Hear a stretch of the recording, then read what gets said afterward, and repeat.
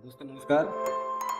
मैं सच्चिदानंद कुमार स्वागत करता हूँ आपका स्टूडेंट्स जर्नी चैनल पर। आज हम लोग पढ़ेंगे एनसीईआरटी हिस्ट्री क्लास 8 का पहला चैप्टर। दोस्तों इस अध्याय का संक्षिप्त अगर हम अध्ययन करेंगे तो इसमें हम पाएंगे कि इतिहास में क्या हुआ, क्यों हुआ, उसके परिणाम क्या हुआ। क्योंकि इतिहास सिर्फ घटनाओं की सूची नहीं है।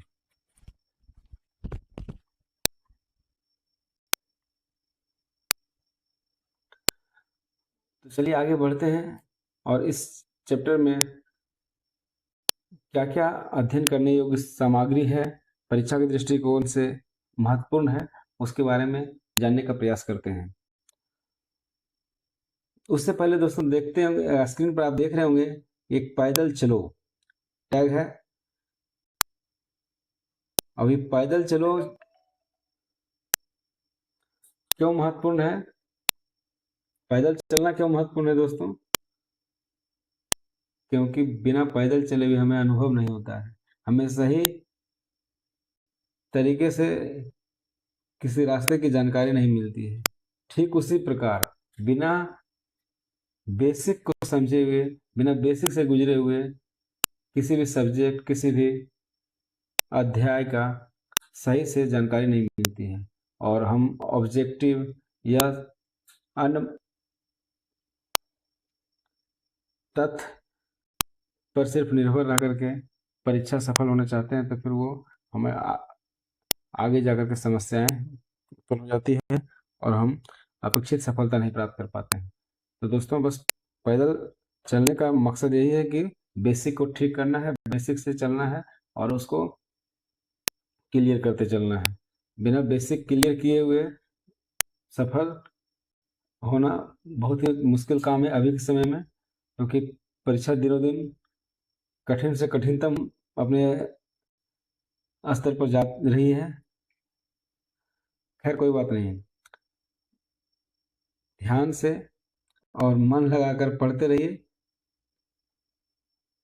सफल होना ही है।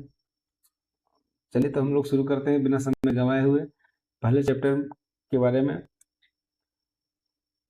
इस चैप्टर में है दोस्तों कि ब्रिटिश शासन के दौरान भारत के इतिहास को लिखने के लिए किन किन दस्तावेजों की जरूरत पड़ी और कैसे कैसे उसे लिखने के लिए इतिहासकारों ने किन किन तथ्यों का सहारा लिया। तो इसमें सबसे जो महत्वपूर्ण है अभिलेख है। अभिलेख, सरकारी दस्तावेज, सर्वेक्षण, नक्शे, जनगणना रिपोर्ट, समाचार पत्र तथा चित्रों का उपयोग किया गया। तो इन सभी जो शब्दावली है इनको याद रखिएगा।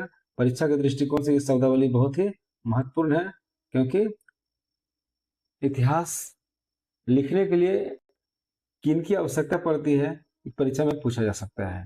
इतिहासकार ने इन स्रोतों का अध्ययन करके अतीत की घटनाओं को समझने का प्रयास किया और उसी के आधार पर फिर अपनी किताबों में उसका वर्णन किया है। तो परीक्षा के लिए महत्वपूर्ण जो तथ्य हैं, तो इतिहास के प्रमुख स्रोत क्या क्या हैं, तो जैसा कि चर्चा की है, अभिलेख, पत्र, सरकारी दस्तावेज, जनगणना, नक्शे, चित्र, समाचार पत्र। जेम्स मिल ने भारतीय इतिहास को 3 काल में बांटा था। जेम्स मिल एक इतिहासकार था और उसने भारत के जो इतिहास है उसको धर्म के आधार पर 3 भागों में बांट दिया था: हिंदू काल, मुस्लिम काल और ब्रिटिश काल। दोस्तों इस धर्म के आधार पर बांटे गए इतिहास के काल को जो आधुनिक इतिहासकार हैं या जो उन्होंने इसको सही नहीं माना और इसे स्वीकार नहीं किया। जेम्स मिल के द्वारा इस पुस्तक हिस्ट्री ऑफ ब्रिटिश इंडिया 1817 में लिखा गया था और इसी पुस्तक में इसने इतिहास को, भारतीय इतिहास को 3 भागों में बांटने का काम किया था। अब हम लोग इस अध्याय में जो ऑब्जेक्टिव जो परीक्षा के दृष्टिकोण से आ सकते हैं उसके बारे में चर्चा करते हैं। तो शुरू करते हैं। पहला जो प्रश्न है हिस्ट्री ऑफ ब्रिटिश इंडिया पुस्तक किसने लिखा? हिस्ट्री ऑफ ब्रिटिश इंडिया पुस्तक जेम्स मिल नामक इतिहासकार ने 1817 में लिखा था। अगला क्वेश्चन है, जेम्स मिल ने भारतीय इतिहास को कितने भागों में बांटा? जेम्स मिल भारतीय इतिहास को 3 भागों में बांटा, हिंदू, मुस्लिम और ब्रिटिश। आगे, इतिहासकार अतीत की जानकारी मुख्यतः किसके आधार पर प्राप्त करते हैं? तो इतिहासकार जो है अतीत की जानकारी मुख्य रूप से ऑप्शन अगर देखेंगे तो कल्पना, अभिलेख, कहानियां, लोकगीत। तो स्पष्ट पता चलता है कि इतिहासकार अतीत की जानकारी जानने के लिए मुख्य रूप से अभिलेख का उपयोग करते हैं, ना कि अन्य माध्यम जो दिए गए ऑप्शन में उसका प्रयोग करते हैं। तो अगला क्वेश्चन देखते हैं कि निम्नलिखित में से कौन सा इतिहास का स्रोत नहीं है? तो इतिहास का स्रोत कौन सा नहीं है? अभी जस्ट हम लोग पढ़े थे, सरकारी दस्तावेज है, जनगणना रिपोर्ट है, नक्शे है, तो कौन सा नहीं होगा? ऑप्शन डी, भविष्यवाणी। भविष्यवाणी के आधार पर इतिहास का स्रोत नहीं माना जा सकता है भविष्यवाणी को। अगला क्वेश्चन देखते हैं, जनगणना का मुख्य उद्देश्य क्या है? तो जनगणना का मुख्य उद्देश्य क्या होता है? जनगणना का मुख्य उद्देश्य है जनगणना की जो जानकारी है उसको प्राप्त करना है। जनगणना की जानकारी अर्थात किसी देश के, समाज के, जाति, धर्म का सामाजिक, आर्थिक और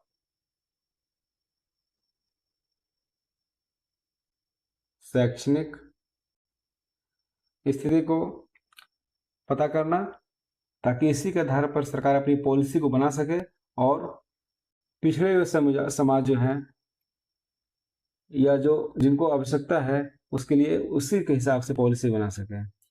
आगे देखते हैं, ब्रिटिश सरकार ने सर्वेक्षण क्यों करवाया था? कि ब्रिटिश सरकार, ऑप्शन देखते हैं, मनोरंजन के लिए, प्रशासन को प्रभावी बनाने के लिए, त्योहार मनाने के लिए, धार्मिक कार्यों के लिए। इसका स्पष्ट उत्तर है कि प्रशासन को प्रभावी बनाने के लिए सर्वेक्षण सरकार इसीलिए कराया था ताकि प्रशासन को अधिक प्रभावी तरीके से चलाया जा सके। आगे देखते हैं, इतिहास में अभिलेखागार, आर्काइव्स का क्या अर्थ होता है? तो इतिहास में अभिलेखागार, आर्काइव्स का अर्थ है दस्तावेजों का संग्रह। जो दस्तावेज हैं उसको वहाँ रिकॉर्ड के रूप में सुरक्षित रखा जाता है और उसी के से फिर सरकार जो है अपनी कार्य योजना बनाती है या उससे मदद बनाने में मदद लेती है। आगे देखते हैं, जेम्स मिल। जेम्स मिल जो इतिहासकार था जिसने भारत के इतिहास को लिखा था धर्म के आधार पर, वो कहाँ का रहने वाला था? तो वो स्कॉटलैंड, एक देश है, स्कॉटलैंड का रहने वाला था। नेक्स्ट क्वेश्चन देखते हैं, ब्रिटिश शासन में सरकारी रिकॉर्ड रखने का मुख्य उद्देश्य क्या था? बहुत महत्वपूर्ण क्वेश्चन है कि ब्रिटिश शासन में सरकारी रिकॉर्ड रखने का मुख्य उद्देश्य था प्रशासन को व्यवस्थित रखना, क्योंकि प्रशासन को व्यवस्थित रखने के लिए सरकारी रिकॉर्ड्स रहना बहुत जरूरी है, नहीं तो फिर पॉलिसी बनाने में मुश्किल हो सकती है। आगे देखते हैं, आधुनिक इतिहासकार जेम्स मिल के विभाजन को क्यों नहीं मानते हैं? हम लोग पहले चर्चा कर चुके हैं, क्योंकि उसने जो विभाजन किया था वो धर्म के आधार पर कर दिया था, हिंदू, मुस्लिम, ब्रिटिश का, तो ये गलत था। इसी कारण से इतिहासकार इसके विभाजन को नहीं मानते हैं। आगे देखते हैं, ब्रिटिश अधिकारियों द्वारा तैयार किए गए नक्शों का उपयोग किस लिए किया जाता था? तो ब्रिटिश अधिकारियों द्वारा तैयार किए गए नक्शों का उपयोग प्रशासन एवं कर वसूली के लिए किया जाता है, क्योंकि मुख्य उद्देश्य भी उसका वही था कि कैसे देश पर शासन बनाए रखना है और अधिक से अधिक लूट कर ब्रिटिश सत्ता को ब्रिटेन पहुंचाना है। तो इसीलिए नक्शों का उपयोग इनके द्वारा किया जाता था। इसके आधार पर इनको प्रशासन करने में और कर वसूली में मदद मिलता था। अगला क्वेश्चन देखते हैं, किस प्रकार के दस्तावेज इतिहास लेखन में सबसे अधिक सहायक है? ये भी बहुत महत्वपूर्ण क्वेश्चन है। सबसे अधिक सहायक है, क्वेश्चन अगर है कि सबसे अधिक सहायक कौन है, तो सरकारी अभिलेख, सरकारी रिकॉर्ड्स। चलिए आगे देखते हैं, ब्रिटिश शासन में रिकॉर्ड रखने की परंपरा किस उद्देश्य से विकसित हुई थी? तो ब्रिटिश सरकार का उद्देश्य क्या हो सकता है? स्पष्ट है कि शासन को आसान बनाए रखना है, ताकि अधिक से अधिक शोषण किया जा सके, अधिक से अधिक नीतियों को सरकार ब्रिटिश शासन के पक्ष में रखा जा सके, इसी उद्देश्य से। अगला देखते हैं, इतिहास का अध्ययन हमें क्या सिखाता है? तो इतिहास का अध्ययन हमें क्या सिखाता है? अतीत और वर्तमान का संबंध, क्योंकि इतिहास का अध्ययन करके ही तो हम अतीत में क्या क्या गलतियां किए हैं, अतीत में क्या क्या भूलें हुई है, उनको कैसे सुधारा जा सकता है, ताकि भविष्य में हम फिर उस तरह की गलतियों को ना दोहराएं और हम अपने देश समाज का बेहतर भविष्य निर्धारित कर सकें। तो आगे देखते हैं, ब्रिटिश काल में सर्वेक्षण का उपयोग किस क्षेत्र में नहीं किया गया? ब्रिटिश काल में सर्वेक्षण, हम जानते हैं कि ब्रिटिश काल से ही सर्वेक्षण शुरू हुआ और उन्होंने भूमि का सर्वेक्षण, जनसंख्या का सर्वेक्षण, वन का सर्वेक्षण करवाया था, क्योंकि ये सब उनके लिए संसाधन या धन दोहन का मुख्य जरिया था। तो इस उद्देश्य से इन्होंने इसका सर्वेक्षण करवाया था, तो क्रिकेट का सर्वेक्षण नहीं करवाया था। आगे देखते हैं, अभिलेखागार में क्या सुरक्षित रखा जाता है? ये भी चर्चा हो चुका है कि अभिलेखागार में हम लोग सरकारी रिकॉर्ड्स को सुरक्षित रखते हैं। अभिलेखागार में रहता है, अभी हर एक जिला में रहता है, अभी वर्तमान में देखते हैं तो प्रखंड तक में रहता है, पंचायत में भी रहता है और राष्ट्रीय स्तर पर भी रहता है, राज्य स्तर पर रहता है। तो ये अभिलेखागार में सरकारी रिकॉर्ड्स को सुरक्षित रखा जाता है। आगे देखते हैं, भारत में आधुनिक इतिहास लेखन के लिए कौन सा स्रोत अत्यंत महत्वपूर्ण है? तो भारत में आधुनिक इतिहास के लेखन के लिए सबसे महत्वपूर्ण स्रोत जो है सरकारी दस्तावेज है, पहले भी हम लोग चर्चा किए हैं। आगे देखते हैं, ब्रिटिश शासन में जनगणना कितने अंतराल पर कराई जाने लगी थी? ब्रिटिश शासन काल में जनगणना जो है कितने अंतराल पर कराई जा रही थी? 10 वर्षों के अंतराल पर। 10 वर्षों के अंतराल पर नियमित रूप से जनगणना प्रारंभ किया गया था और इससे पहला जनगणना जो है 1872 में लॉर्ड मेयो के समय में हुआ था और 1881 से जनगणना नियमित रूप से प्रारंभ हो गया था। अभी 2021 में जनगणना जो होनी थी वो बाधित हो गई थी क्योंकि कोरोना के कारण, और 2026 में अभी फिर से प्रारंभ हो गया है। चलिए अगला क्वेश्चन देखते हैं, इतिहासकार पुराने दस्तावेजों का अध्ययन कहाँ करते हैं? इतिहासकार पुराने दस्तावेजों का अध्ययन अभिलेखागार में करते हैं। अगला क्वेश्चन देखते हैं, इस अध्याय का मुख्य संदेश क्या है?